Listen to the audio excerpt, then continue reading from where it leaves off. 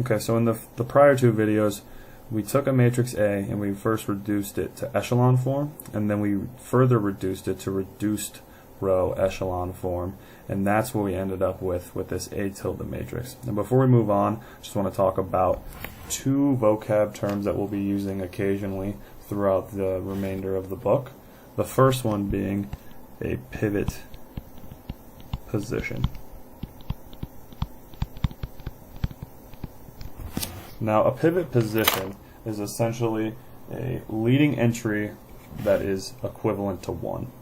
And so what you'll see in this matrix A tilde is that we have two pivot positions, one being in this top left corner, and then one being right here in this second row all the way to the right. Basically, a pivot position is a place where the entry is 1 and everything beneath it is 0. Okay?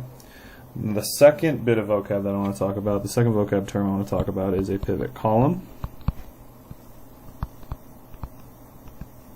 And as you might have guessed, a pivot column is simply just a column that has a pivot position in it. And so we have two pivot columns in this matrix A tilde, the column 1 and column 3.